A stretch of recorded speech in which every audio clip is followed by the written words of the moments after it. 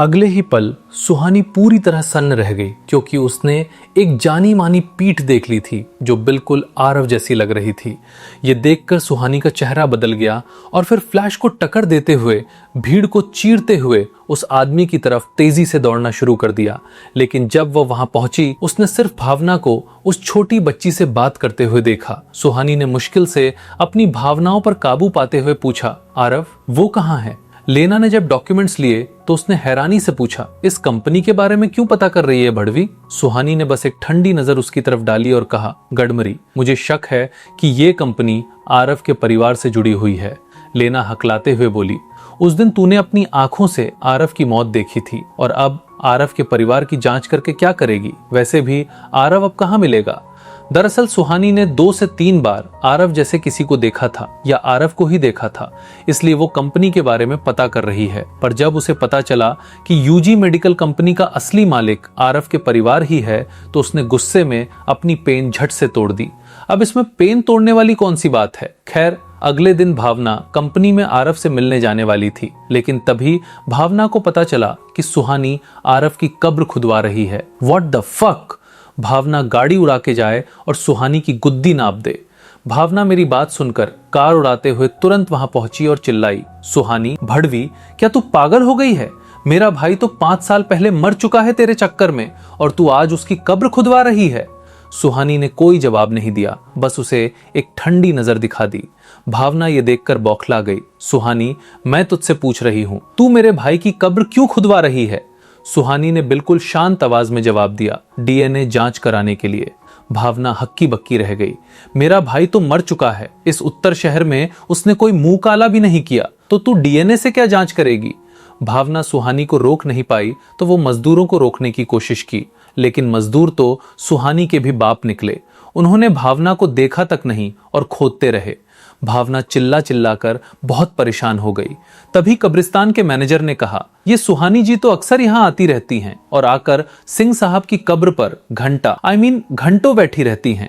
ये सुनकर लेना भी चौंक गई और मन में बोली, अच्छा, इसलिए हमारी कंपनी की वाट लगी पड़ी है। लेकिन एक सेकंड, भावना जी, आपने कभी सिंह साहब की कब्र पर विजिट नहीं किया, जबकि आरव तो आपके भाई से भी बढ़ के थे।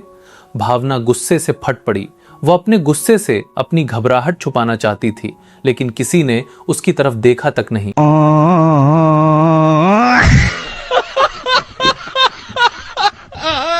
तभी मजदूरों ने संगमरमर का ढक्कन हटा दिया और सुहानी ने राख के उस बॉक्स को धीरे से अपनी गोद में उठा लिया। भावना ने लेना को रोकते हुए पूछा, सुहानी, आखिर कैसा डीएनए जांच करवाना चाहती है?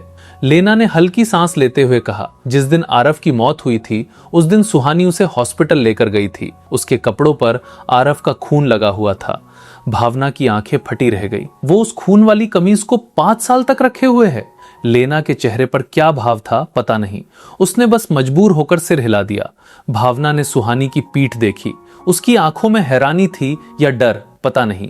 वो बोली, क्या वो सच में पागल हो गई है? एक खून वाली कमीज को 5 साल तक रखना और जरा सा शक होने पर कब्र खुदवा देना। वाह, ये तो वही बात हुई ना कि सल्लू भाई को पता चला कि लोग फुटपाथ पे सोते हैं तो चले गए चेक करने गाड़ी लेके। खैर, लेना ने मजबूरी में कहा, पागल भले ना हो, लेकिन पागलपन की दीवार पर जरूर चढ़ रही है। दूसरी तरफ आरव अभी हॉस्पिटल से काम खत्म करके बाहर निकला था कि उसका फोन बजा। दूसरी तरफ भावना पागलों की तरह चिल्ला रही थी, भाई, सुहानी गडमरी ने तेरी कब्र खुदवा डाली है। वो डीएनए जांच करवाने की बात कर रही है और सबसे बड़ी बात, उसने 5 साल पुरानी खून वाली कमीज रखी हुई है जिस पर तेरा खून है। उससे तेरा डीएनए निकाला जा सकता है। ये सुनते ही आरव के कान फट गए। मैंने कहा कान फट गए क्योंकि भावना बहुत जोर से चिल्ला रही थी ना, इसलिए। खैर, आरव ने तुरंत कहा, भावना, तूने तो कहा था कि उसे शक नहीं हुआ था और सुहानी सब भ्रम समझ रही थी। भावना बोली, भैया, मैं तो कहूंगी इतने साल बीत गए, अब तू क्यों छुप रहा है? मुझे तो लगता है कि सब कुछ सिर्फ एक सपना ही तो था। मुझे यकीन नहीं कि वह तुझे सच में कुछ कर सकती है। इस पर आरव ने कहा, वो मेरे कान फाड़ देगी। मैंने कान कहा है क्योंकि वो आरव को देखकर चिल्लाएगी ना, इसलिए। खैर, इसके बाद आरव कहता है, बात ये नहीं है कि वह मुझे क्या कर सकती है, असल बात यह है कि मैं नहीं चाहता कि उसे पता चले कि मैं अब भी जीवित हूं।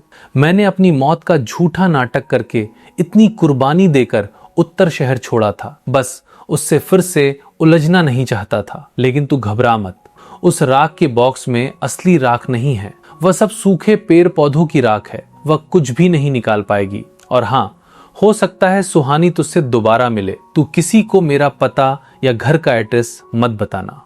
भावना ने हामी भरी। भाई तू फिक्र मत कर, चाहे मुझे मार डालें, मैं कुछ नहीं बताऊंगी। अभी फोन रखा ही था कि भावना के पिता विक्रम ने दरवाजा खोलकर कहा, बेबी, पापा तुझे एक काम दे रहा है। यूजी कंपनी शहर में चैरिटी कार्यक्रम आयोजित कर रही है, तो तू जाकर उस जगह का चुनाव और पूरे इवेंट की व्यवस्था कर। जियांग शहर का नाम सुनते ही भावना की आंखों में चमक आ गई। बस चैरिटी कार्यक्रम ही तो है। मैं अभी जियांग शहर के लिए उड़ान भरती हूँ, काम पूरा करूंगी। मैं बता रहा हूँ, भावना काम वाम से नहीं जा रही है, वो बस अपने भाई से मिलने के लिए एक्साइटेड है। खैर, भावना ने अपना फोन उठाया और तेजी से भाग गई। विक्रम ने सिर हिलाकर सांस ली। अब ये सिर हिलाकर सांस कैसे लेते हैं बे? खैर, विक्रम अपने ऑफिस लौटकर उसने एक फोन मिलाया और कहा, सुहानी जी, मैंने भावना को एयरपोर्ट के लिए रवाना कर दिया है। अरे बाप रे, यहाँ तो उसका बाप ही स्पाई निकला। खैर, दूसरी तरफ आरव का मन अब भी बेचैन था। उसने सोचा कि वह कुछ दिनों के लिए जियांग शहर छोड़कर विदेश चला जाए तो अच्छा रहेगा। इसलिए वह तुरंत अपने बॉस से छुट्टी मांगने के लिए दौड़ा और फिर हॉस्पिटल के पास वाले अपने छोटे से अपार्टमेंट में सामान पैक करने लगा। लेकिन जैसे ही वह बाहर निकला, उसे भावना का फोन आ गया। भाई, तू इस समय हॉस्पिटल में है क्या? आरव ने कहा। क्या हुआ? मैं अभी उस छोटे से अपार्टमेंट से जा रहा हूँ। आरव ने भावना की आवाज सुनकर शक किया। एक सेकेंड, तो फिर से जियांग शहर तो नहीं आ गई ना? भावना ने कहा। तुझे कैसे पता चला? मेरे पिताजी ने मुझे जियांग शहर काम पर भेजा है। मैं अभी उसी अपार्टमेंट में तुझसे मिलने आ रही हूँ। भावना जल्दी ही वहां पहुंच गई। जब उसे पता चला कि उसका भाई जियांग शहर छोड़कर भागने की योजना बना रहा है, तो उसने भी सामान पैक करने में मदद करनी शुरू कर दी। उसी समय अपार्टमेंट के नीचे एक काली शानदार कार धीरे धीरे आकर रुकी। उस कार से एक औरत उतरी। उसने ऊपर अपार्टमेंट की तरफ देखा। उसकी आंखों में बेहद ठंडक थी। चूंकि आरव को पता नहीं था कि उसे कितने दिनों के लिए भागना पड़ेगा, इसलिए उसने पूरे एक बड़े सूटकेस में कपड़े भर लिए थे। अभी वह दरवाजा खोलने ही वाला था कि उसी वक्त गौरव का फोन आ गया। आरव ने थोड़ी नाराजगी के साथ फोन उठाया। मुझे अभी जल्दी से भागना है, कभी और बात करता हूँ, देर हो जाएगी। अभी उसने फोन रखा ही था कि उसने दरवाजा खोला और सामने सुहानी खड़ी थी। उसकी नजरों में बिजली थी। उस समय सुहानी के दिल में गुस्सा उमड़ आया। आरव, तू अब भी मुझसे छिपना चाहता है? अब भागकर दिखा, मैं भी देखूं कहां जाता है।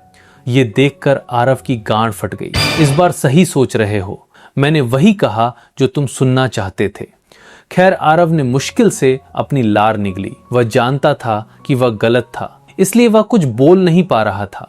भावना ने आगे बढ़कर कहा, सुहानी, इतना गुस्सा क्यों हो रही है? हाँ, मेरे भाई ने अपनी मौत का झूठ बोलकर तुझसे झूठ कहा, तो क्या हुआ? मेरा भाई तुझसे कुछ नहीं लेता। उसने तो तेरी जान बचाई थी, बस तुझसे कोई रिश्ता नहीं रखना चाहता। क्या इसमें कोई गलती है?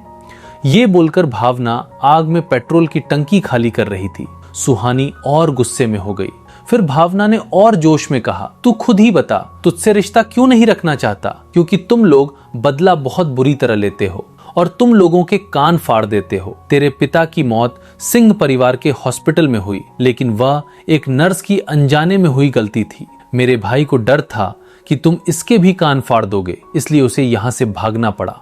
तेरी वजह से मेरा भाई रोज बुरे सपने देखता था। क्या तुझे पता है, वह जानती थी कि भावना की बातें बिल्कुल बेबुनियाद नहीं थी। आखिरकार जब आरव उसकी गोद में बेहोश पड़ा था, तब भी उसने अपनी जान बचाने के लिए कहा था। उसने सुहानी से विनती की थी कि वह सिंह परिवार को माफ कर दे, लेकिन सुहानी ने कभी सिंह परिवार से बदला लेने के बारे में सोचा भी नहीं था। न उसने आरव के लिए चाकू खाया था और न ही आरव के पापा ने सुहानी के परिवार के प्रति कभी बुराई की थी, बल्कि आरव के पापा ने हमेशा सुहानी के परिवार के साथ अच्छा व्यवहार किया था। वह सोचते हुए बेचैन नजरों से आरव की तरफ देखने लगी। आरव, क्या तू सच में मुझे वैसी ही औरत समझता है जो सही गलत का फर्क नहीं समझती?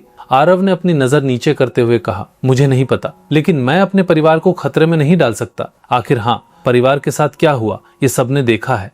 ये सुनकर सुहानी के दिल में एक अनोखा सा दर्द उठा। फिर उसने अपनी आंखें बंद करके एक गहरी सांस ली और फिर से आंखें खोली। अब उसकी आंखों में सिर्फ शांति थी। वह बोली, आरव, सुना है जियांग शहर के नज़ारे बहुत सुंदर हैं, चल तू मुझे थोड़ा सैर करा दे।